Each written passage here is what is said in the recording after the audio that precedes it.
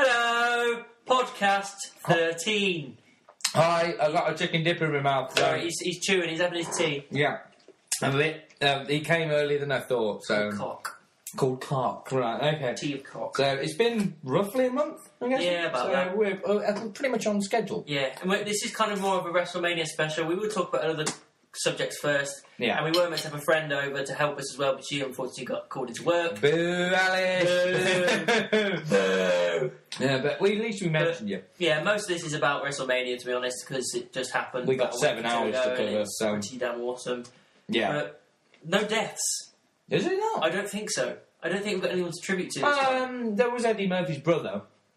Oh, yeah, he died today, didn't he? Yeah, or was it yesterday? I don't know. But, obviously, I didn't really know. No one really... No one did. Celebrity-wise, he might be a celebrity, I don't know, but obviously Eddie's the more popular one, and, the condolences go out to Eddie Murphy. But, yeah, I think that's the only one I can think of. When did Chuck Berry die? Did we?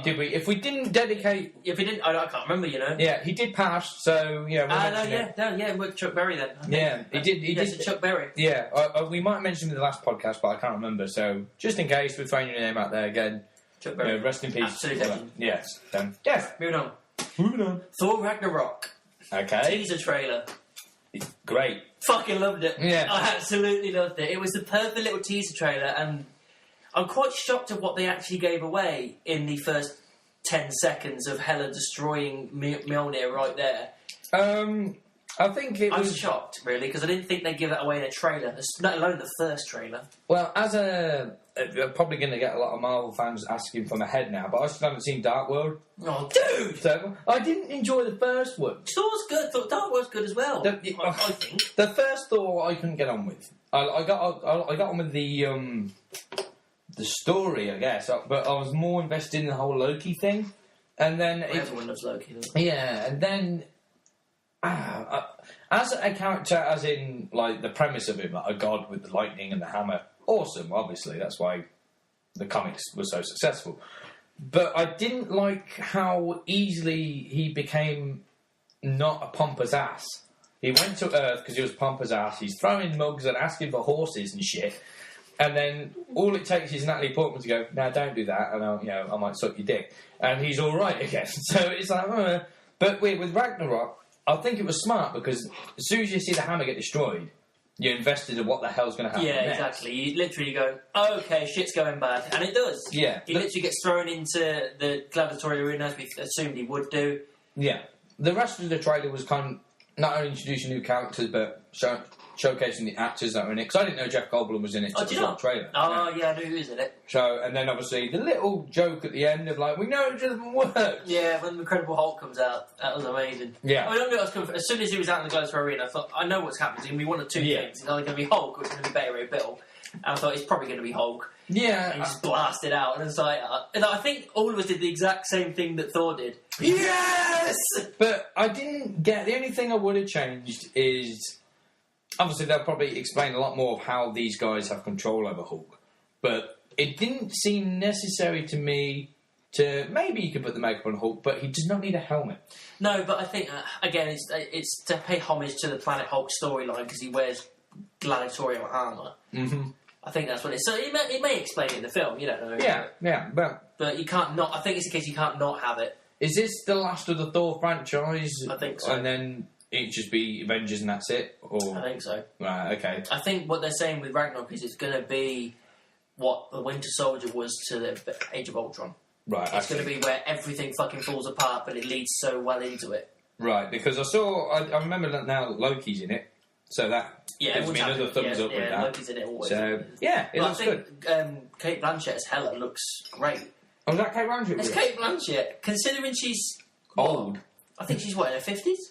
Maybe even older than that. She looked like she was 32. You know what I mean? She looks incredible for her age. She's a weird looking person, no offence to her, but I remember in Lord of the Rings, and I thought, right, she looks quite aged back then. She doesn't look sexy, but there's that kind of attractiveness about her that you can't put your finger on. And then, like, the whole thing where she became blue and all that in Lord of the Rings, like, all that evil witch stuff. Yeah. That's when I was like, all right, I'm paying attention now. You know, kind of Bitch can take me for a ride. Oh, yeah, so, yeah, that's cool. It was a good trailer. Yeah, Great looking trailer. forward to it. I also have my review of it up there, so check it out. Click. I don't know whether you... Yeah, you did. What? Yeah, you came... Did you come to... Yeah, you did. You came to it. Power Rangers. Yeah. Yeah. I couldn't remember whether it was you or Luke. Yeah, for a second it was there. you, me and Twig. Yeah, it was you, me and Twig, wasn't it? Yeah.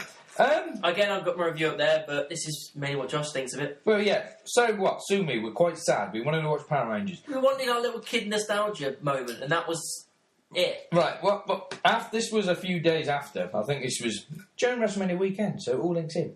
I was at my brother's, and he went for a kit, and I was fucking around Netflix. Didn't know what to watch. Sorry, me. True. I'm flicking through the stuff, and I come across the original Mighty Morphin Power Rangers. Yeah, it's on. And I thought, fuck it, I'm watching it. I put the first episode on. God, is it crap? I know. I mean, there's so many It's a things... kids' program, isn't it? Yeah, but there's so many things you didn't notice back then, like how cheesy, how bad the acting really was, what the fuck's going on, and the bad lip sync from Rita, which I never saw. You never noticed that? No, not when I was a kid. That. And the shitty putties, and oh my god. But, yeah... So, take that out of your mind and actually go and watch Power Rangers as a 21st century, more adult-oriented thing, and it's a badass fucking film. Yeah.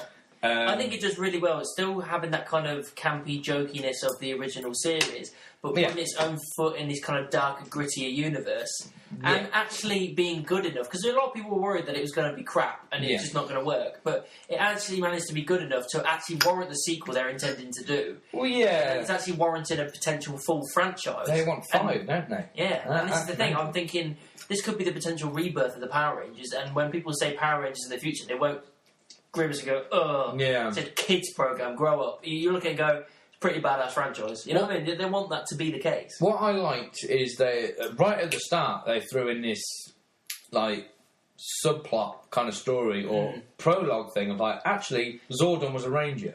And also, Rita was a ranger. I thought that was a good idea. Yeah, and not only any ranger, but the Green Ranger as well. And the whole betrayal thing. And I did kind of like the fact that Zordon and more Jason than anything else didn't see eye to eye at first. They're kind of rivalry between the Red Rangers and Zordon going, fuck you guys, I just want to be back alive. Yeah. I didn't really dig Alpha much. I actually didn't mind him. I didn't mind him as a character. Yeah, I thought he was alright. Bill Hader did alright with it. Because it was always going to be difficult with that character anyway. Yeah. But he actually was a lot more useful in this film than he's ever been in the series. Yeah, I think it was because of him that Zordon's still alive. Yeah, I think they didn't need to go with the whole look of fucking an atom design around his head. I was cool if they'd just gone with a sort of very similar design to the original, but maybe a little bit polished up. Yeah. What I really liked is Rita is now a threat. Yeah, she's not just in the series, she just threw monsters down and that was it. She never actually got into a fist fight. But even then, she was like, got other minions go, you make the monsters, I'll throw them down, and when I have to, I'll make someone big. She's getting her own hands dirty. No, yeah, she was great. Reminded me of Gollum a lot. Yeah, a lot of people saying that. People keep saying that she overacted with it, but I thought, yeah, but she's a real fucked up, creepy character. I would have thought she'd be like this, especially considering how many years it's been since she was last on Earth. She wouldn't know what the fuck's going on around her. She wouldn't realise anything of like pop culture or people or anything like that. She'd just be thinking one thing. Yeah, you know what I mean? That gold and the Zeo crystal. Yeah, but I think if she did overact, she might have done it on purpose. Because again, if you look back at the original thing, everything was overacted. Yeah. The only thing which I still was okay with, but I thought, was that really necessary? They seem to press the shuffle button on the Rangers. So the Blue Ranger is still the nerd, but he's the black one. And the Chinese one is no longer the Yellow Ranger, it's the Black Ranger, who's a guy. I think that's a way that's to stop moving on. Well done, to stop it being completely and utterly racist. The pink one has to be the girl. The yellow one has to be of a Oriental background. The black one has to be black. You know what I mean? Yeah, I suppose. It's that kind of stuff. Which I completely get, because you can't do that. Because you actually look back at the Power Rangers and you go, 3 of those characters are pretty damn racist. Well, or pretty wrong. Gritty, really. Yeah. I mean, it got to the... I didn't mind it at all, but they made the smart decision of going, no, the guys who do Jason and Kimberly will have to remain as Red, and I couldn't pitch. The Jock was always going to be the Red Ranger. Yeah, but this is the thing about the characters in this film. They weren't the popular kids and the jocks like they were in the TV series. The Breakfast Club. They weren't like that. They were like the Breakfast Club, exactly what I said on my review. Yeah. That's what I felt like it was. It's just they were these misfit characters from different backgrounds, struggling with their own lives and growing up as teenagers and going into young adulthood. Yeah. But also becoming Power Rangers at the same time. And that's the thing I quite liked about it. They weren't these jocks that you look at yourself and you aspire to. These people going, fuck me, they're me. Well, yeah. They are me. One of these people will, call out to you in some way. Yeah. Because you've been through that experience like they have. With the Pink and the Red Ranger, in the originals, obviously, these are the two that are the popular kids. Mm. What they did with both the characters in this film were, these two are the biggest outcasts of the town right now, because they went with the football career went down the pan for Jason, so start acting up. Kim's being bullied by the girls. Yeah, and then she did something wrong. And then they went with the lesbian thing for the Yellow Ranger, which I'm all right with. But so am I. I mean, I think it's about time, really. I mean, they did the same thing with LeFou and the Beauty and the Beast and made him gay. Mm-hmm. And again, people come out with a little bit of backlash about it. I was like, why? Why is that a problem?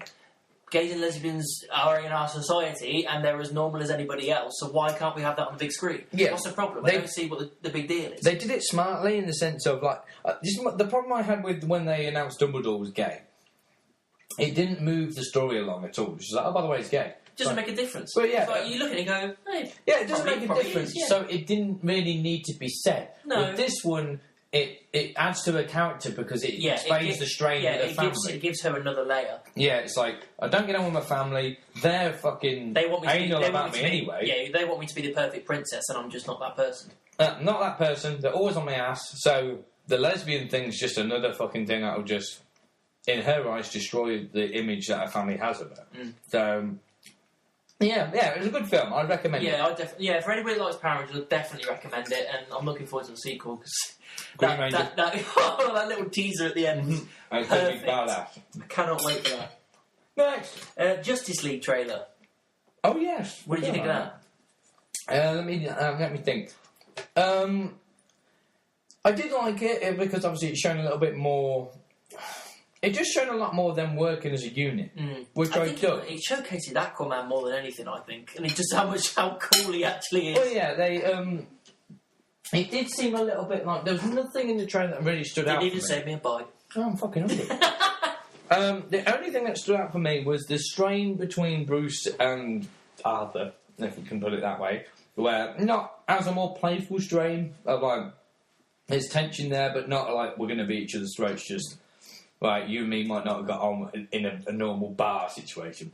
And Aquaman riding the Batmobile. That was That's the only bit that stood out. Yeah. The bit I like is they're still not even breathing the word Superman. No, but we all know he's there because we've seen the promo of that. We know it obviously in the BBS. But I like that. I like that for the dent. One thing I did like is you get a quick look at Jim Gordon, J.K. Simmons and Jim Gordon. Perfect. Yeah. I think, honestly, I mean, don't get me wrong, I loved the Dark Knight trilogy version, I think, but it's because Gary was such a great actor. But if I'm looking at all the Jim Gordons that we've had, this is the one that looks so much like the comic book. Yeah. He's got the perfect, glasses, the hat, trench coat, it's a bit beefed up, you know, I mean, the little, goatee and everything. I look at it and go, that looks like the comics. I love that. It looks amazing. The weird thing is with... I'm alright with the Gordon revamps, but if you look at the first 4 films, which obviously it went 2 Tim Burton, 2... The Jim Gordon in that was just a fat loser, wasn't Well, that was it. I mean, they had the 2 Tim Burton films and the 2 Joel Schumacher films, and he was the constant commissioner. But it reminded me more of the Fat Controller from Thomas the Tank Engine. Yeah! Where... And this is no offence to Michael Caine or is it Jeremy Irons that is Alfred. The guy who did Alfred in the first 4, I thought was perfect. Yeah, he did really he passed away quite a while ago now. But they were the constant through not only the Tim Burton films but the Schumacher films. It was hard to think of another character to portray that.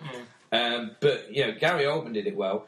Even when they announced J.K. Simmons as the guy, I was like, he's going to nail that. He's absolutely going to nail it. The same, I think Stan Lee did an interview where he goes, he always wanted to be J. Jonah Jameson, but as soon as he saw J.K. Simmons do the screen test, that this guy is J. Jonah Jameson. And to a fucking T as well. He's the only character that I would ever have an actor reprise his role in a new franchise. Yeah. If he appeared in Spider-Man Homecoming or in the future Spider-Man film, I would not He's perfect. be disappointed. I can't picture anyone else playing Wolverine now. Yeah. Hugh Jackman's always been Wolverine. He's always going to be J. Jonah Jameson. And if he does it well, people are always going to picture him as the new Gordon now. Yeah. So it depends on how the franchise goes. So yeah, I mean, it was good. It was a good trailer. Yeah. I enjoyed it a lot more than the last one. It gives me hope. It gives you hope. A new hope. Star Wars Speaking fan. of Spider-Man, Uh-huh. the Homecoming trailer, the new one. Let me just refresh my memory. Yes, I remember. I liked it. Yeah, again, it just seemed to extend a lot more on what we'd seen in the first one. But I liked... It's a little bit more story-driven, this trailer. Yeah, it gave the whole twist of... Now there's not just... They obviously gave a little tease of the relationship between him and Iron Man. And in the first trailer, it was a lot of, like, a father-son kind of thing. This is now becoming to the point of strains beginning to come in. And I don't know... I keep thinking, is it going to turn out to be... When I go and watch the film... Like Tony Stark's plan all along for Spider-Man to prove himself or come out of his shell. The line that I thought, that's got a fucking sting was the whole if you're not a hero, if you're nothing without a suit, you're not a hero at all kind of thing. You don't deserve it. Yeah, so it's like, which is a bit pompous for him. I mean, I know he did a lot of stuff as Tony Stark that could be claimed as heroic, but there's no doubt about it. Without his suit, he gets his ass kicked. So it's like, which in reference to Spider-Man, even without the suit, Spider-Man's got his powers. Maybe not the web stuff, but he's still strong. He's still climbing walls, so he's probably twice the man still that Tony. So, but we saw a lot more Vulture. Yeah, that was good because I think Michael Keaton as a Vulture is a great idea. He's a badass. He's a good actor, and finally he's getting the recognition for that. Man. Yeah, because so many people. Because I think the backlash was because when he was announced as Batman back in the 80s, everyone was like, "No, I'm not having Beetlejuice. I'm not having Beetlejuice as Batman." Everybody hated it, and he fucking nailed it. But he's still got backlash from that for so many years, and because of that, he's struggled to get certain roles and whatnot. All I really remember he's only being recognised now, really. He nailed Beetlejuice because when I look at Beetlejuice, it reminds me the way he portrayed him reminds me of the way Jack Nicholson portrayed the Joker. So it all like connects into when he played Batman. I think Michael Keaton will still be up there for one of my favourite Batmans because it's just the way he entered the room, his presence was so intimidating. And then he did like that kid film, Jack Frost. That's the only other film I remember. He's done some other ones since then. Since he came back with The Birdman, which if you haven't watched, watch it. I it's still amazing. haven't watched it yet, but every time I saw the trailers, I was like, I really want to watch this. Yeah, that revitalised his career, and now he's got this part, and it's a perfect part. Yeah. So, but yeah, it was a good trailer, man. I really quite enjoyed it. I'm looking forward to it. It's May now. Is it May? No, June. Or July? Yeah, they touched a little bit more on the Mary Jane thing, which seems to be he hooked up with her quite quick, but we'll see. Yeah. Iron Fist. Have you watched any of it? I haven't. I watched 5, 6 episodes so far. I think it's 13 as usual. Yeah. It's all right at the moment. But I wouldn't say it's as good as the others, like Luke Cage, Daredevil, and Jessica Jones. Yeah. I'm not as hooked on the character of Iron Fist or Danny Rand as I am with the rest of them. He's a cool character. I think it needs to really start to get going, like developing his character in this series, really. But at the moment, it's the weakest of the 4 series. But again, this is coming from only seeing half of the series so far. But before, like, Jessica Jones and Luke Cage came to Netflix, had you heard of them as heroes? Oh yeah, I'd heard of them. I just hadn't read their comics. Yeah, same with Iron Fist, I'd heard of them. See, I'd never heard of Jessica Jones or Luke Cage before. I thought you would have heard of Luke Cage, Power Man. No, I hadn't heard of him. I've watched the series of Luke Cage and I really did enjoy it. It was slow in parts, but I did enjoy it. Jessica Jones you have to watch, but the stuff I've seen, it looks like my kind of thing. Even when I saw the Iron Fist, the teaser made it look obviously cool, they always do. But the more trailers I saw, I was like, okay, so he's got a really cool fist. That I'm not really invested in that. Yeah, I think that's the thing, it's not really explained. It seems to be like, we'll quickly throw this out so we can do the Defenders. And I have seen the poster for the Punisher. Yeah. And, oh man, Punisher's like one of my favourite heroes. Because we've got Defenders coming in November this year, I think. Yeah. So that I'm looking forward to, because everyone forming together, like, bouncing off each other, we'd like to see. But Frank Castle's, the story... He was the fucking shining light of Season 2. Well, of Daredevil. It was incredible. I think what I like about it is obviously half of them do have powers, like Luke Cage and Iron Fist, but Daredevil, not so much. He's just blind, so his senses are heightened.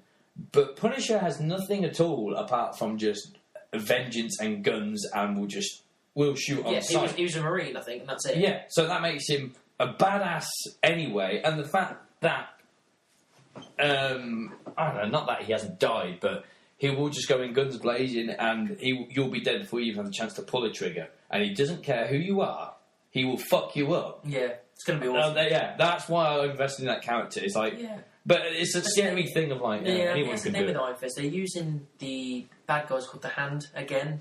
Oh right, okay. They used him in Daredevil as well, and it hasn't got his own bad guy kind of thing. What's his face? You know the guy who plays Faramir in Lord of the Rings? Yeah. Boromir's brother? Yeah. He's in it. Oh, right, so. I didn't notice it was him straight away because he looked quite old and haggard. Yeah. And then I looked at it and I was like, I'm pretty sure that's him. And it came on the ground. It was like, it is him. I was like, I've got some shocked. But he does a pretty good role, but he's not in it very much. Just as a side note, I don't think these are connected with the Netflix ones, but I'm still watching Marvel's Agents of S.H.I.E.L.D., and they still reference the films and other heroes now. Yeah, they do the same thing with these series. So. Yeah, I think the way the series is building up now is becoming more and more likely that Coulson's going to reveal he's alive for the Avengers soon. So I think it's all going to link in. It needs to happen eventually. And it wouldn't surprise me if they have... they seem to be now focused around this... They've always focused around Coulson and this girl that was called Skye. Then you find out her name's Daisy. Yeah. And she's the hero Quake. Yeah. And they're still focusing a lot around her. So it wouldn't surprise me if Quake becomes a big part in the Avengers. Well, not a big part, but she'll have I'd like to see the 4 Defenders appear in Infinity War in some way. Yeah. Even if it's a small amount, like you just see a massive set piece of everybody fighting, and then in the background, the 4 of them are over there fighting some more. Unless just something just to go, they exist, they're there. You know what I mean? Unless Marvel are really smart and do... because a lot of people are going, right, as soon as Infinity Wars Part 2 is done, that's it. And in some video games and films, they've done this thing where it's a spin-off, but... so, you know how obviously Rogue One led into Episode 4 for Star Wars? Some films, they actually, coincide, going, while this was happening, this is happening over here. So they could easily do the whole, while the Avengers are doing this, the Defenders and the Agents of S.H.I.E.L.D. were doing this over here. So you could have a whole new movie or whatever series, whether it's Netflix or not, where the Defenders and the Agents of S.H.I.E.L.D. are together. Yeah. But I know what you mean. I'd like to see Guardians, the Avengers, the Defenders, and the Agents of S.H.I.E.L.D. all in one epic battle kind of thing. So we'll see. A quick one as well. Did you see that guy that turns his Nintendo 64 into a Nintendo Switch dock? No. Oh, you know, obviously you got a little dock that you place your Switch in? Yeah. He turned the actual N64 console into the dock. So you dock your Switch into the N64. It was such a cool little concept. I loved it. Smart. Just a really cool little thing. But just a little nugget of information. Have you got the Deadpool 2 news on this? Deadpool 2. Yeah. No. Oh, God, what's the fucking name? It's Josh something. Comment below if you know. They've now confirmed the guy who's playing Cable. Oh, have they? I didn't see it. And it's Josh something or other. He's quite a famous actor. But I don't know, I think he'll do well. But as soon as I heard the rumours about the sheriff from Stranger Things, I was kind of rooting for him. But it wasn't to be, but that's fine. But yeah, they've now confirmed. Check that out. Yeah, the cable's now been confirmed for Deadpool 2. So more news. Did you see that app as well, Super Mario Run, that was coming out? Is this to do with the Mario Kart stuff? No. It's Super Mario Run. It's an app for your phone and everything. It's like a mini version of the classic Super Mario game. Right. For iPhone and Android. And it's basically what it is. It makes it look like is that it's basically like a Super Mario Brothers, like you would in the Game Boy. Yeah.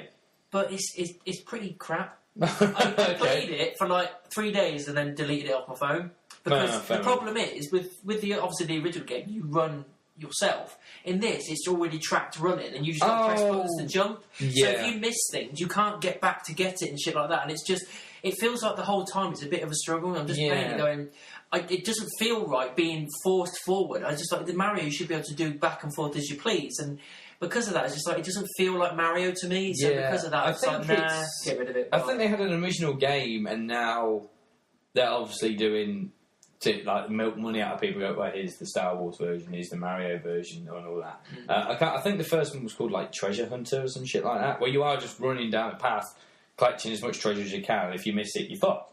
But no, if it doesn't work, it doesn't work. I don't think it works. They haven't over-milked Mario because Mario's still working, but some ideas I have to stay away from, like Mario Sunshine. Dude, Mario's been milked like a prized fucking heifer. Yeah, but he's done every profession under the sun except plumbing. Yeah. Didn't they have Mario tennis, Golf for Mario Golf, tennis. Man. He was a doctor at one point, I think. Dr. Mario, yeah. Which is a good game, actually. We're getting nostalgic now. Right. I think it's time. Time for wrestling. Yeah, so no more of the things today. It's all about wrestling, so if you're not interested in wrestling, switch off. Yeah, bye. Well, actually, come back later because we've got questions. Yeah, cool. Just go to the last 10 minutes of this video or something, I don't know. Yeah, well, it'll be marked up. Yes. Right, are you ready?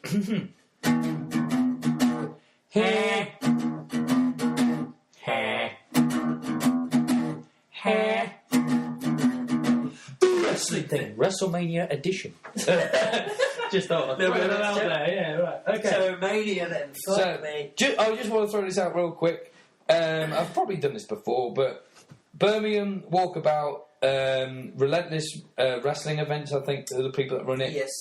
Kudos to them. They always put on a good night. It's great. They did it great. You guys always worry me if you're listening because they show the pre-show as well, and they're very good. They do quizzes and fancy dress things and drink offers and all this stuff. But they show the pre-show on the network, and half the time the network doesn't work, and it worries me. Yeah. But they always go, just in case, we've ordered Mania on Skybox. So they don't have to do that. Considering that they're paying £10 a month for the network, they pay for that on top of it. Yeah. So kudos to them. But I also think the amount of money they're probably making, because they had 2 floors sold out at this place. So 2 floors? Yeah, they had the downstairs and where we were. I didn't know there was downstairs as well. I didn't know completely sold out. It was fucking packed. It was hardly any elbow room, but it didn't. It didn't matter. No, because everybody was there to just enjoy some wrestling. Well, yeah, when we got there, it was kind of shit. We don't have enough chairs, or where's he going to sit? Where's he going to stand? Is he going to be standing all night? But it might be because I already got my chair and I didn't give a fuck. But you don't care after a while that you've got no elbow room because it's that. You're all together? Yeah, that united kind of not even just the people you come with, but everyone's there as wrestling fans to have a good time, get a little bit pissed, and cheer our asses off. Yeah. So, kudos to Relentless Wrestling and Walkabout. Pre-show. I did the same there. What was the first one? I don't know what the first one was. We had Ambrose versus the Cruiserweight title. We had the Cruiserweight title, and then we had the Battle Royal as well. Yeah. Cruiserweight title was good. It was. But it shouldn't have been on the pre-show. It shouldn't have been on the pre-show. You have great talents in not just Austin Aries, but Neville. And if the Cruiserweight belt's ever going to be taken seriously... You should put on the main fucking card. Yeah. And we were a little bit disheartened anyway, because we still think a lot of Cruiserweights should have been involved in a ladder match. Yes, we all agree with that. I think we also do. But they decided to do a ladder match with a different match. Which makes sense. Which will make sense later on when we get to it. But I don't know, maybe... I was expecting too much from because I saw it as a potential show stealer because of how great these guys both are. And they did a lot of good stuff, but again, it was probably we're on the pre-show here, we've got allotted time. I'd be a little bit disheartened if I wanted to put my heart and soul out there at WrestleMania and go, you're on the pre-show, so only network subscribers are going to see it. And, hardly any of the arenas here. You'd be like, well, what's the point? It was a good match, though. I mean, I think the right person won. I think no one needs to be carrying it for a bit longer. I would like Aries to win eventually. But he's only just come back into the competition. Exactly. He's only just come back. So I think it's fair for Neville to keep it for a while. You don't want to ruin his momentum. Yeah. The Battle Royal... Weird. We couldn't really give a shit about it. The only time we were kind of up there, kind of enjoying it, was the fact that we were shocked... That Strowman and Big Show went so early, considering the fact they've been building Strowman for so long and building Big Show meant to be having a big match and it ends up going out so early. Yeah. We were also very shocked when Sammy and Luke Harper both got thrown over the top rope. It's like after the big ones are gone, I thought it's got to be one of those two. It makes perfect sense to be one of them two. They've been pushed quite well up to Mania. Yeah. Then they're gone. And we get Mojo Rawley winning instead. Yeah, I think I did get the fact of what they were trying to go for, of the whole, I bet you weren't fucking expecting this. And that's why I'm kind of alright with it. When it happened, I went, All right, I didn't expect it. At no point did I expect that to happen, and they, fair enough. WWE, you shocked me. I didn't see it happening. I would have been more invested if to go with the favourites who gone, and the last 4 was something like Bo, one of the Usos, one of American Alpha, and someone else that always gets support but has never really done much. You'd be like, right, these guys are finally getting a thing. Like we discussed earlier before this, Jinder was one of the last that had his thing with that Gonk, I think his name, is it Gronk or Gonk? I don't know. Some NFL guy got involved. And I was thinking, well, no one gives a shit about Jinder. So, what's the point? And Mojo Rawley winning the thing because of Gronk, I don't really see how that's going to benefit anyone, including him, because all I'm seeing... I think, personally, it's not leading to anything. It's just a little WrestleMania moment. That's all I think it is. Well, yeah, for Mojo. That's all it is. I don't think they thought anything further than that. I think Vince was sort of, give him his Mania moment and let's move on with our lives. I think that's all he thought. I think Mojo's just going to be... Say, nothing's happened since, really. Mojo's just going to be swimming about in circles until Zack Ryder comes back and you'll get the Hype Bros back. And to be honest, I wasn't really invested in them much anyway. I liked them. I did at the start, and then just piece by piece, I just got more and more bored of them. So I mean, fair enough, it was different, but I couldn't give a shit about it, Mania. Yeah. So and then we unfortunately had Ambrose and Baron Corbin on the pre-show, which again I don't think should have been on the pre-show. It was another insult. It was a good match. I think it was a reasonable match. It was good. It didn't. It should have been...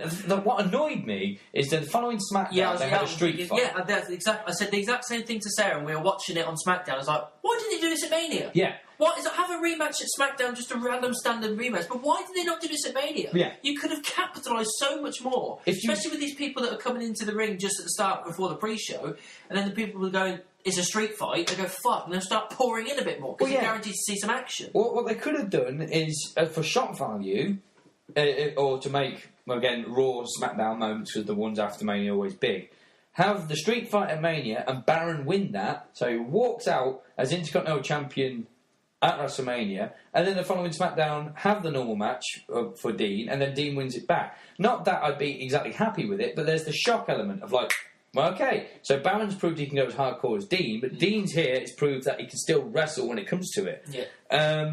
But it didn't really... I felt bad for them. Yeah, me too. But I also thought, well, now you're just declassing the Intercontinental title, which has been around for so long. It's a big deal. The title's a big deal. Yeah. It really is. I know they're trying to get the new belts over, but I'm going to skip ahead quite a lot here because the match I wasn't invested at all. The SmackDown Women's title... It was a piss break. Yeah.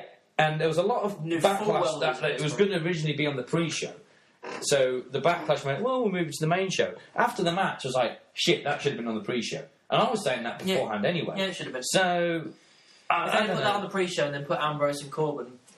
It would have been fine. The main event would have been better. It would have been fine, but there you go. So yeah, start the show! Main show. What was first? Shane AJ. Yes, that I was quite shocked about. I didn't expect that to be first, and I didn't expect it to be as awesome as it was. If I really think about it, that might be the match of the night. Yeah, it was a great match. And this is the thing, I was going in quite tentatively, as I think you and everybody else were, thinking, yeah, we know AJ's incredible, but Shane, unfortunately, is not a... He's a risk taker. He's a risk taker and a spot man. You know what I mean? He needs like a weapon or a stipulation to get hit, over kind of thing. Yeah. Which I don't think he's ever had a simple one-on-one match. He's always been a stipulation. It's been a street fight. Yeah, it's always been a street fight, or no DQ, or something like that, where he can utilise that stuff. But this is the first time he's ever been in a one-on-one standard match, and he actually wrestled really well. He did a lot of technical moves. I generally enjoyed his match. I like the fact that this is nothing they did. I just genuinely forgot. I mean, they did a lot of like the wrestling stuff, and then obviously they threw a bit of hardcore stuff in. So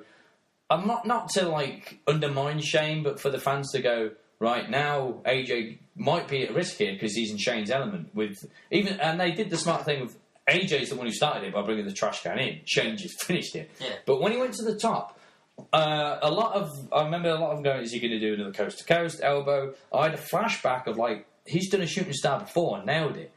And he did it again. Yeah. And nailed it. He did. So, at the age of, 45? Well, yeah, back then, when he did it was like 2001.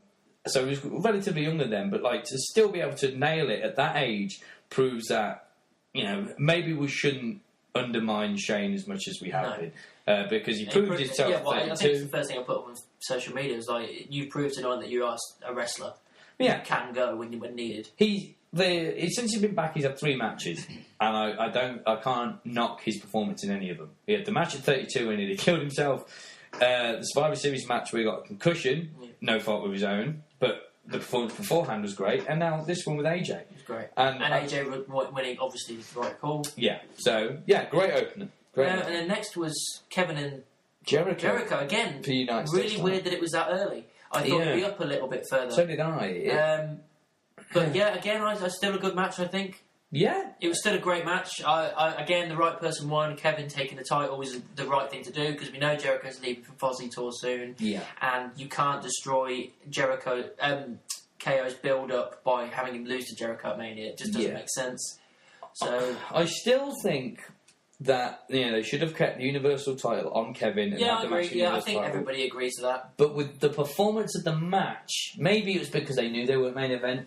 Looking at the match was okay, but if that was the main event level kind of standard, I'd be like, well, yeah, I'd be a bit gutted if that was the match for the main event. I'd be like, oh, it was okay. I think they would have, personally, gone more all out. They probably would have. At the title. And I think Kevin definitely, spotlight's on them more. Kevin definitely would have, because he was pissed off enough that he was getting the Universal title taken off him for Goldberg's sake right before Mania. Yeah. So I think it was more like, I'll do a match, I'll do my job, but don't expect anything spectacular today because I'm quite pissed off about this still.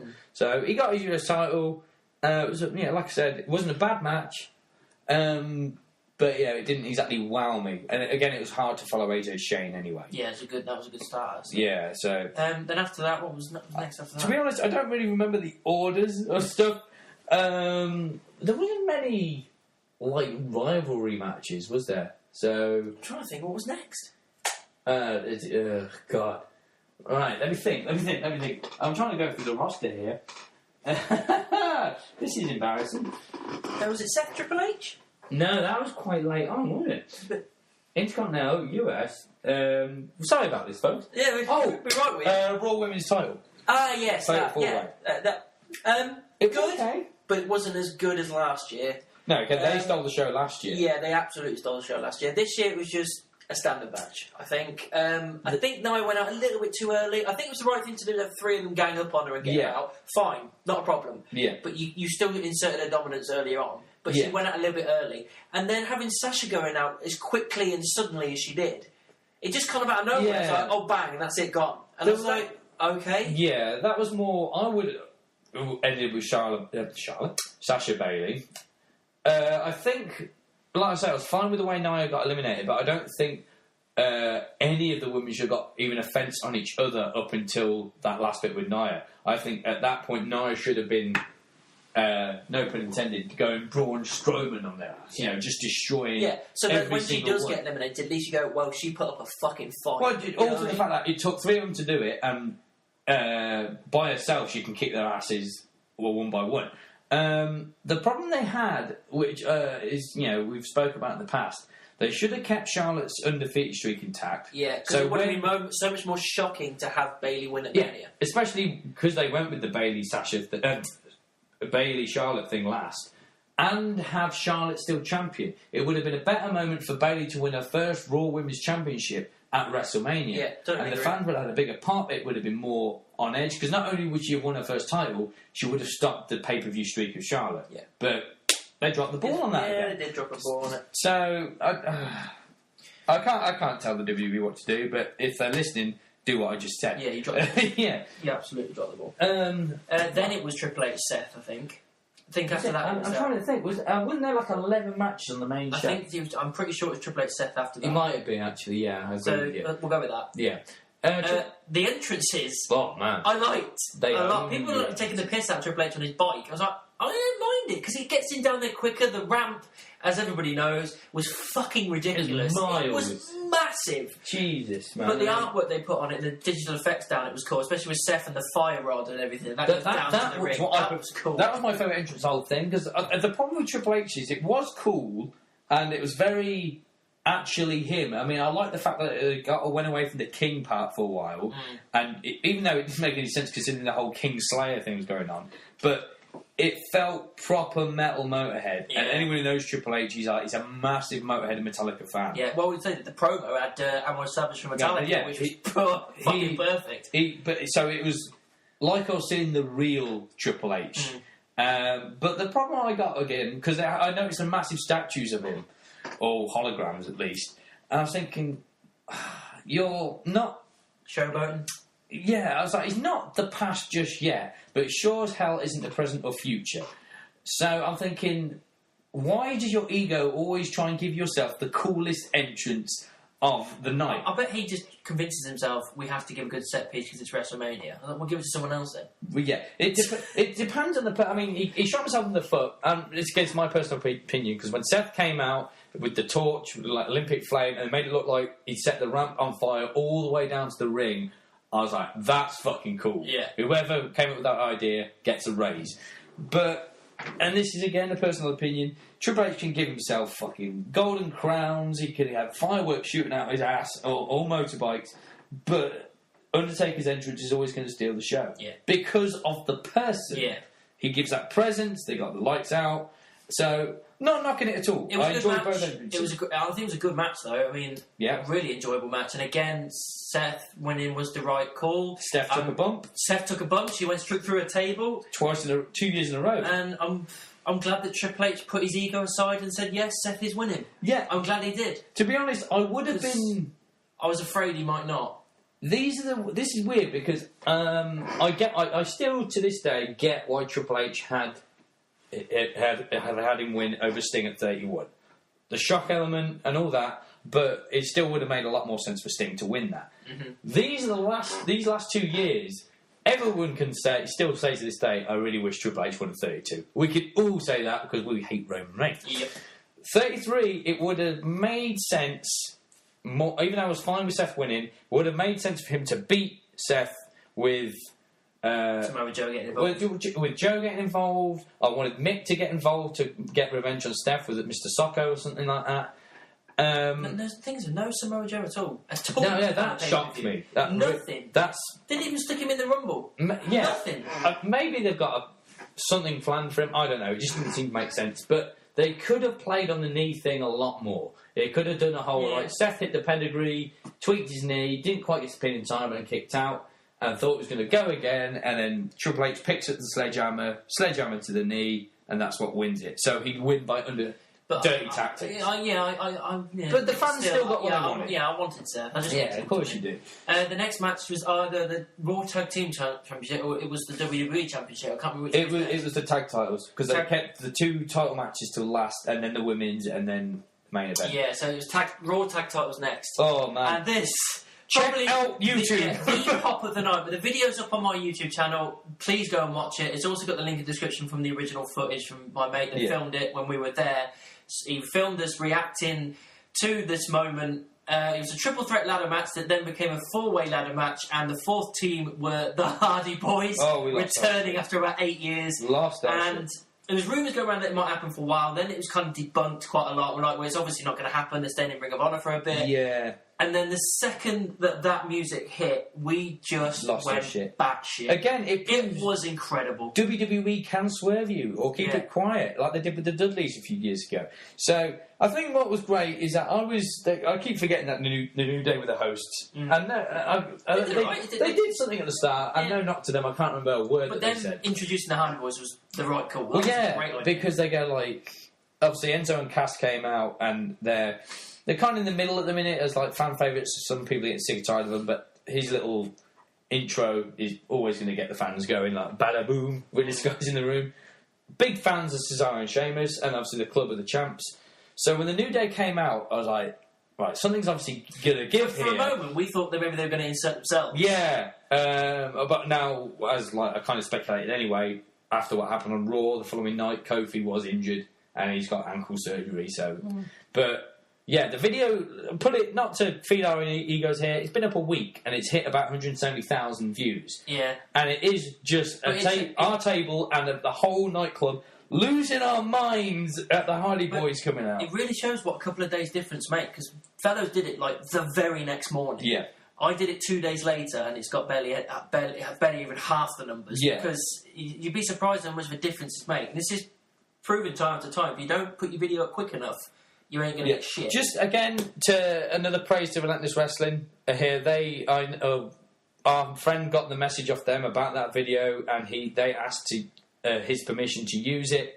And as a thank you, they gave us a table for 10 for SummerSlam. Which is awesome. Thank you so much. Brilliant. Hopefully we'll have another reaction video. And fellows, if you keep getting us free tables, you're going to keep coming with us. So, brilliant. And then in the end, Hardy's winning. I mean... Genius. It was great. I mean, to be honest, it kind of sucks that when the new guys didn't get their push, but I was so hyped that they were back. I didn't care. They're did not care. One team that everybody would be okay with, because the following they've got is mental. Everyone still it's the first time in a while, even though he didn't appear as Broken Matt, that people were more excited to see Matt than Jeff. The WWE fans aren't letting up. They want to see Broken Matt, but obviously there's legal battles and stuff. Yeah, they're still going through it. I think they will eventually get through it. Well, you can see highlights of Matt he still was doing bringing... the delete sign a lot. Yeah. And he was, the weird smile and all that. He had that kind of persona, but he wasn't going mental with it. He's doing stuff that he can get away with in case TNA go, as soon as it came out, Michael Cole said things are about to be broken. I was like, oh, it's like For the Love of Mankind. Don't fucking say it. Well, it's like... Cole, shut up, kind of thing. Be quiet. But the delete thing's going to get over. Maybe it will die out if it becomes apparent that they're not going to be able to get the character without any legal action. But we're just happy to see him back. Yeah, they're an incredible team. The next one was WWE Championship. Randy Orton versus champion Bray Wyatt. Mention the Hall of Fame thing. Hall of Fame was good. Yeah, Kurt Angle coming out. You suck. That was awesome. And all that. It's cool. Yeah, tip that to them. But WWE Championship. Yeah, SmackDown Championship. Yeah, Bray versus Orton. It was probably the stellar match of the night. Yeah, it was a standard match. The only time I was kind of like, whoa, was when... His mind games. When he did his mind games and the screen was down on the mat and it was doing like worms or maggots or whatever. People thought it was stupid. I thought it was pretty cool. My downside of this is Randy Orton winning. I don't agree with him. But Bray lost quite easily as well. Yeah, it just seems to happen out of nowhere. It was just a standard match. It wasn't no big moment and it just like happened, but... Well, no pun intended. It wasn't RKO out of nowhere. But if you want to get the guy over, have at least a kick out of the first one. Yeah. So, because now it's just weakened him. And this is the thing, I don't agree with him losing him, because you just killed his push again. You finally gave us what we want in Elimination Chamber, going, oh my god, they're actually going to go with Bray for a change, and give him what he wanted, what he fucking deserves. He's a great character and a great wrestler, and you could build so much around him. Yeah. And they honestly thought they were going with him, and then they just killed it straight away with Randy Orton. We all know what's going to happen at the next pay-per-view. He's going to lose again. Randy Orton's going to retain. What's kind of interesting me at the minute is... Well, I said Orton doesn't need... He could have been champion again in the future. He doesn't need it now.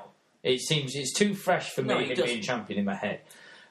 Bray's going to Raw. As a bit of a spoiler of ahead. Bray's going to go to Raw, but he's still got his House of Horrors match for the championship. Which means he's definitely going to lose. Well, it either tells me... The House of Horrors, to me, tells me it's going to be similar to the Ambrose Asylum. Yeah.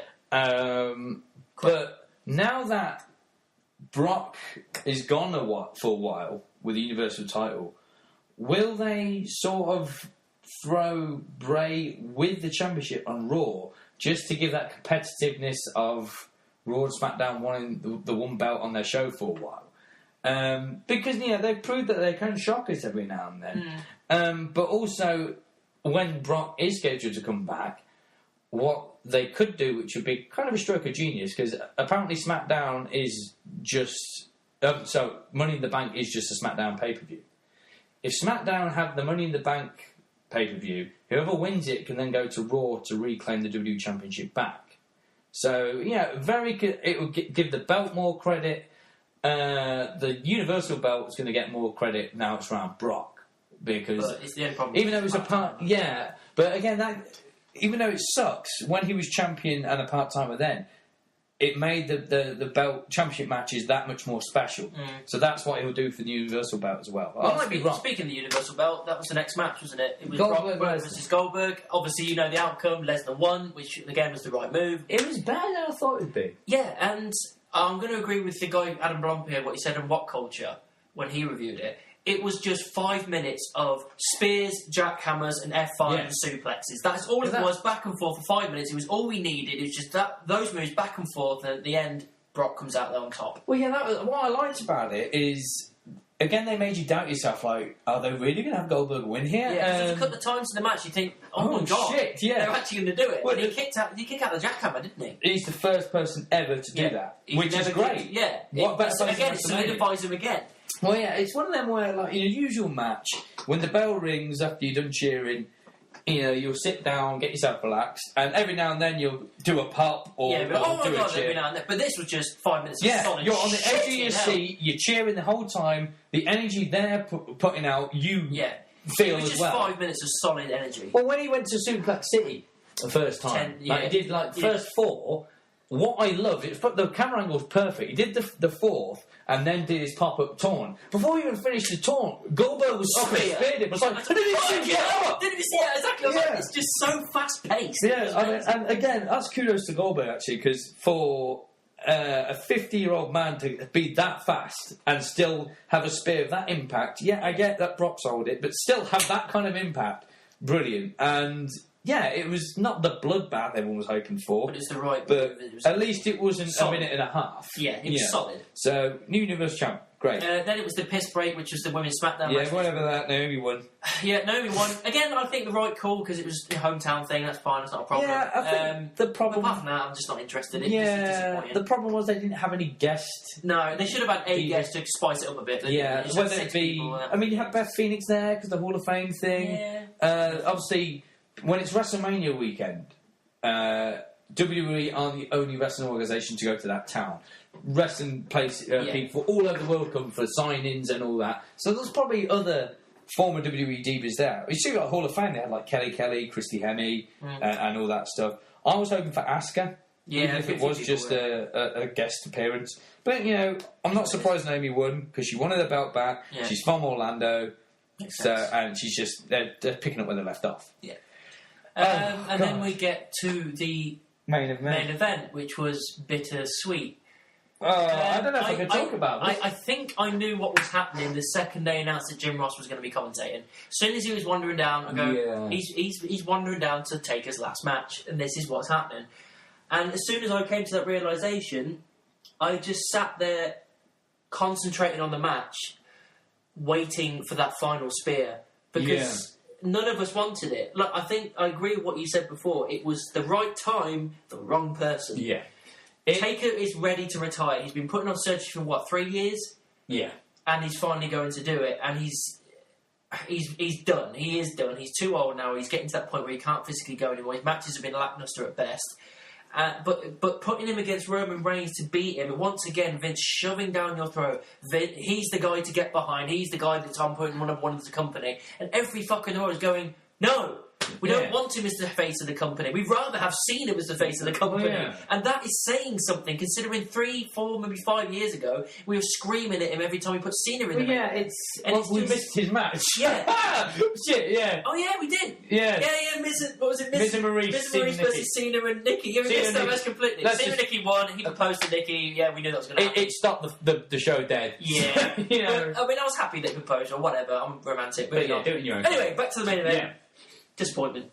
The match was okay. Yeah, if I watching back the highlights, but again considering Taker's injuries, his age, and all of that, if you look back at the highlights of the match, it was actually not a bad match. And it wasn't a terrible match. It really wasn't. The spots, he did a lot of moves where a couple of years ago he flopped them, and there's a lot of moves he did again where he got in the best shape he could for this fight.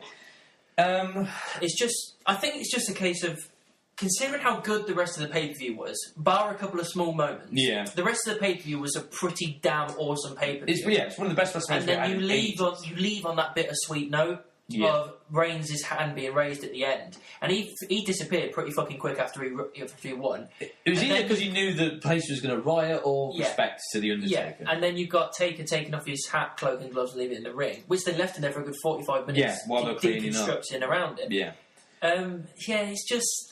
Taker's always been old school, So I knew he was going to go on his back. Yeah. We knew that. It's just, I felt like I would be feeling more for his last ever match. Yeah. I felt like I would have been at that point where I felt like I was at the point of tears, knowing how good... You know the point where you had Shawn getting rid of Flair? Yeah. And 2 seconds before he hit him with Sweet Chin, he said, I'm sorry, sorry, I love you, and bang, and that's it. Just that absolute moment there, to have someone do that with Taker, the biggest star in the industry. And no, it was just a standard match, a guy that Vince likes, taking him out with a few spears, and it's just... I think... It wasn't the end that I wanted. I was expecting to be a bit more emotional. But it was probably because we had to quickly get out of there anyway, because we had our cab outside. Right. Yeah. But I think I was I wasn't angry, because I was more just in disdain that they actually went for this. I was more like, really? Yeah. Okay. And then tried to, again, I was okay with it. I'd come to terms with, this is the right time for Taker. And I was more still shocked that the end of the streak hit me more than the end of his career. But I think... Yeah, that's the weird thing, isn't it? The fact that he didn't turn Roman heel on the night. And he kind of went heel on Raw. Yeah, but that's the thing. He kind of went heel the next night, and he did one speech saying, "This is my yard now, fucked off." But you said he was meant to say more, but obviously because they were booing him all the time, it didn't happen. But then the following week, he's getting beaten up by Strowman, which is a heel. Which was amazing. Which is brilliant. Every time he appeared, everyone was going, the stretcher thing, the ambulance. Brilliant. Oh, but again, that's solidifying that he's staying face. Yeah. To me, that does. And again, it's the wrong call, Vince. I'm sorry. You're not listening. Of course you're not listening. You're busy fucking wanking over big sweaty men because that's what you do. But what in your fucking right mind were you looking at that going, I'm going to have Reigns win? Why? Anyone, but maybe not Mojo Rawley, but if they'd gone with Braun, or the fact that Taker wanted Cena wanted Taker, the fans wanted Cena Taker. Yeah. Well, let's not do that. And I would have been fine with Cena winning it. Even if he stayed face, I would have gone, at least it's someone that's up there as far as respect and knows Taker well. He's wrestled with him before, and it's just, there's some kind of emotion there. Reigns and Taker have no history whatsoever. It's more... They have nothing. With Cena, it'd be... I've always gone on record here, even though we don't sometimes like his character or where he's on the card, I've always respected John. Absolutely. So it's a man that, even though he probably has Taker's respect anyway, if he beat Taker at WrestleMania, I'm not saying John's the next Taker, but he would be taking the mantle of, now that Taker's leaving the locker room, it wouldn't surprise me if John is now the most respected man in there. Sorry, Triple H, that's the way it goes. Yeah. It was weird because... it was nice to hear Jim, though. It was good to hear JR. Jim Ross, I was about to say, did I say it wrong then? Yeah, no, it's right. Especially after his wife died a week previous. Yeah, I mean, kudos to JR. Yeah, well done, Jim, for coming out for that, because I fucking wouldn't. Kudos for Taker doing it when he needed hip replacement surgery, I was more... It was, when he retired Shawn Michaels at WrestleMania 26, I remember being... for a split second ecstatic that the streak was intact, but then the realisation hit that Shawn Michaels' career was over. With this, even though obviously it was a sad moment, I had to watch back the cloak thing to say we missed the end. So to rush even though it was a sad moment, like I said, it was more of, despite me being pissed off with the Roman Reigns thing, a relief that he's going out walking. He went with his head held high. And to me, not only is the cloak, gloves and hat thing left in the ring signifying the end, but he never breaks kayfabe. And the fact he went over and kissed his wife... Yeah, as soon as I saw that, I was like, tells me he's done. got to be done. He's never, ever done that ever in life. No. And it's just like, that has got to solidify that he's done. Yeah. I mean, with that week, with the whole WrestleMania week, I was now looking back in hindsight, he went halfway up the ramp and did the whole arm thing and... disappeared into the ramp like his character, obviously, was going back into hell. Haven't seen him since. Yeah. With Raw and SmackDown, obviously the first 10 minutes of Raw with the whole arena was chanting Undertaker, and rightly so. Yeah. He deserves that kind of ovation. I don't think we're going to get some kind of retirement thing. I don't think we are. I'm okay with that. I think that's the last time we're seeing Taker. Yeah. I'm okay with that. I think that is the whole... him... closing the ring, well, not all of them. I think the only time we're going to get something of the equivalent is when eventually Mark Calloway goes into Hall of Fame. Yeah. I think that's the only time we're going to see him as him and actually be able to talk about his career properly. Yeah, come back as the American badass for that. because the American Badass is just him. So.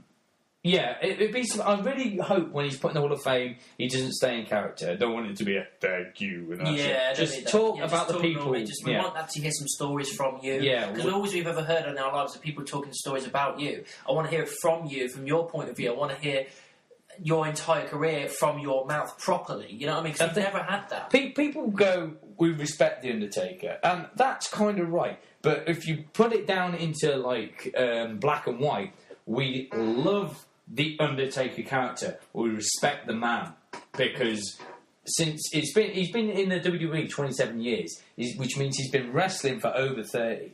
So to be not only committed to wrestling, but to that character, to go to no other industry, not WCW studio, be committed to Vince and the WWE and be able to remain a constant force and fan favourite for all those years.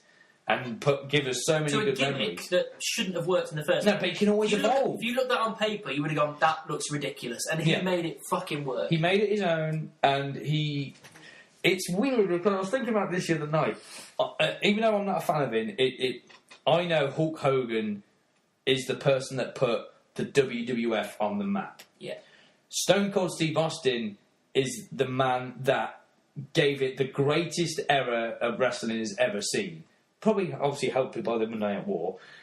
Undertaker is the cornerstone for all of that. Yeah, he's the mainstay. He's gone through the Hogan era, the Austin era, and the Cena era, all the way to now, and he's still probably the most talked about and respected man to ever get in that locker room. Yeah, and I think that's just why I felt like I needed more emotion from his end. Yeah, but again, that's what it is. It was probably a relief of everyone, and we knew it was coming. A lot of people expected it to happen a lot sooner than this, so it was more like at least he's gone out.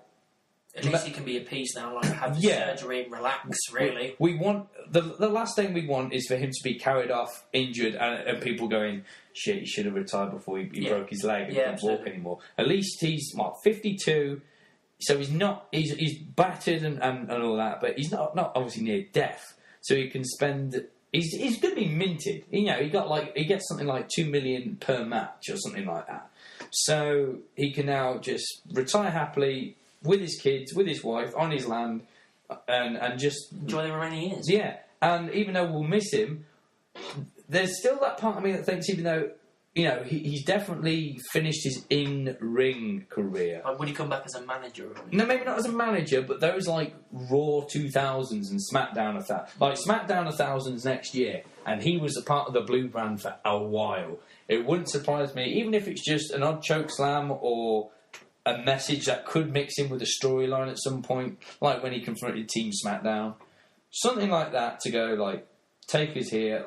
Still, again, I know we're not going to see a match now. I still want a moment between Sting and The Undertaker to happen in the ring, and then every fan that wants that as well can die happy. Yeah. So, that's what I thought for a split second. When after the replays, he was back in the ring with the jacket and coat and all that. I was like, something's going to happen.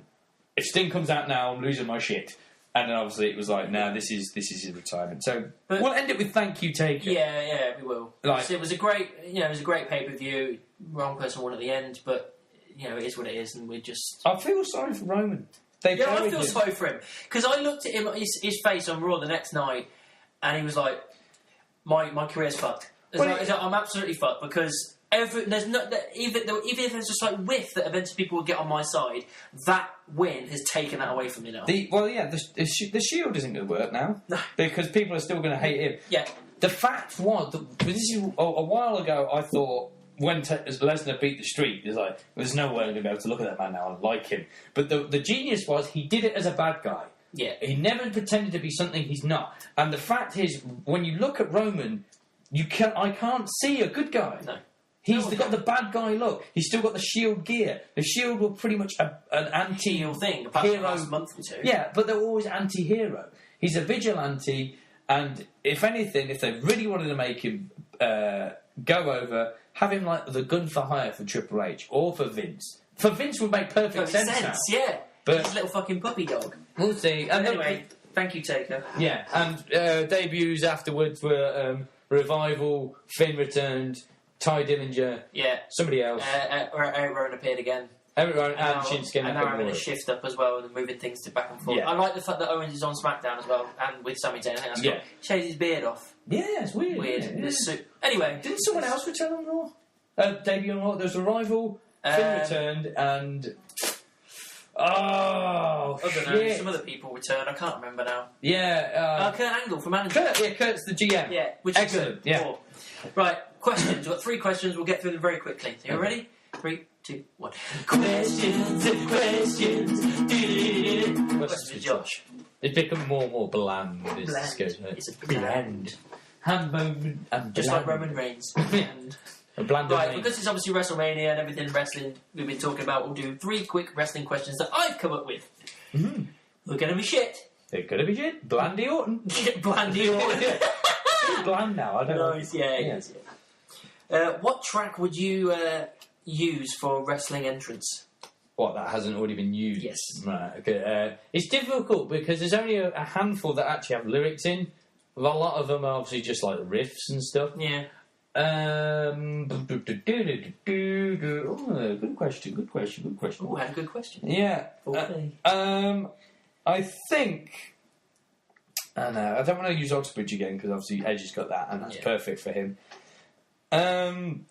You probably won't know the track, but it's from... You know the guy. It's from Tremonti, the guitarist of Creed and Oxbridge. It's solo project. He's got a song called My Last Mistake off his last album, and it's just the riff is very like it can get you to the ring, and people. The problem you need a song like Glorious where people can join in with, and it's so hard to find that in the kind of music we're into. So I'll go with that. That's off the top of my head though. If I really think about it, it'd probably be something else. Okay, heel or face? What would you prefer to be?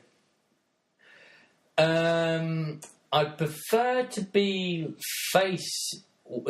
This is my little fantasies. This is how I think about this. Make it quick. I prefer to be face when I won the main championship, but I'd prefer to be heel, and the majority of the time. I'd rather. I've always got this image of walking in to WrestleMania as champion, as heel, and losing it.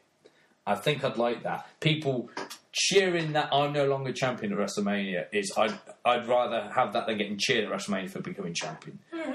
Which is weird, but only because I know not only that am I responsible for these people cheering because I'm doing my job well and they hate me so much, but I'm getting someone else over and giving someone their moment. I think I feel good about that. So that's cool. Yeah.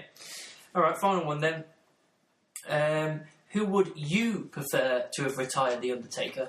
If you could pick anyone, retired or not, it doesn't make a difference. If you could pick any person to retire him, who would you have? Who would you think makes the most sense? Who would you actually like? Probably Daniel Bryan. Because he could have... he seems the kind of guy that... Because we know on the way to 30...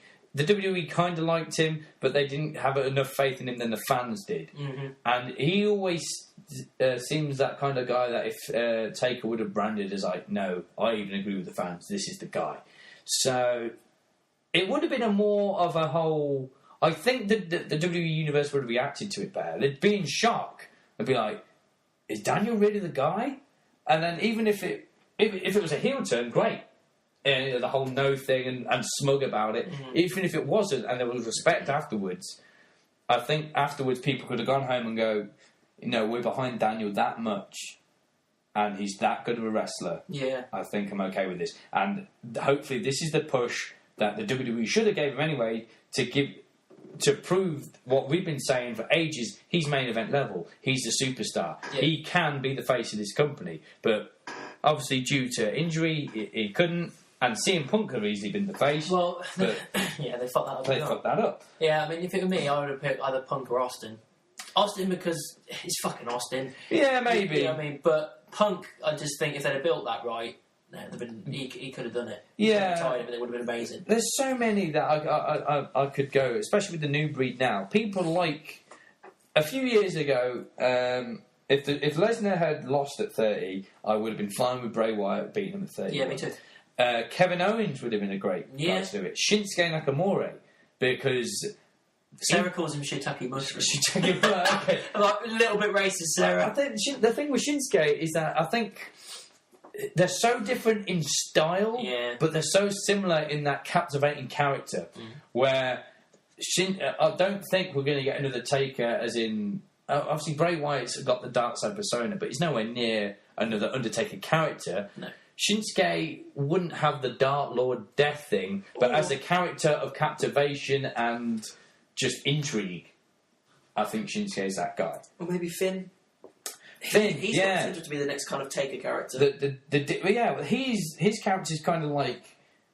He's American Badass. It's an alter ego. Yeah, American Badass sometimes, Dead Man the other. Obviously, with Finn's case, it's... I'm just a normal guy from Ireland who kicked your ass. Come out and I'm a demon. The demon. Yeah. And it is weird with that, because I know that the makeup's very like detailed and all over the place, but he does seem like such a genuinely nice guy when he's just out there with his leather jacket, even though he has got that face of like, I'm serious here to have a wrestling match, I'm not all smiles and all that. And yet it's so different when he's the demon. He's like, even the looks he gives you, like, he will bite your face off and spit it back at you. So, yeah. So there we go. Yes. So podcast 13, it's been over a year we've been doing this now. Yes. Thanks for listening if you've been listening. Still listening to us. Waffle on. For the UK fans, Payback lands on a bank holiday weekend. Yes! So if you're worried about taking time off work, you do not have to worry. Yeah, just go and watch Payback. And I don't know if I told you this, probably have, just to throw that out there. The Relentless Wrestling guys at Walkabout Birmingham only do the big four, which is Mania, SummerSlam, Survivor Series, the Rumble. There's a pub called the Penny Whistle in Northampton that screens every pay-per-view. Oh, I could go there. Yeah, so I'm thinking of going there. If you want to come in and join us... Come and join us. We might be there in Northampton, watching Payback. We'll get another video going viral. Yeah. So more people that come, the more viral it will go. Yeah, and more chance we'll get of having WrestleMania in the UK. Absolutely. Which we hope does happen. Yeah, listen, dickhead. Well, I was saying this to you downstairs. Not only are the UK fans so passionate, but the last time the WWE had an event at Wembley was SummerSlam 92 and went down as the best SummerSlam of all time. There you go. There's everything. Because of the crowd. The UK crowd are incredible. Yeah. We know this. So get on it. So thank you for watching. Listening. Like, subscribe, check out all my other videos, and we'll be back in a month's time to talk more crap. Payback and possibly Backlash. Yes. So bye! Bye!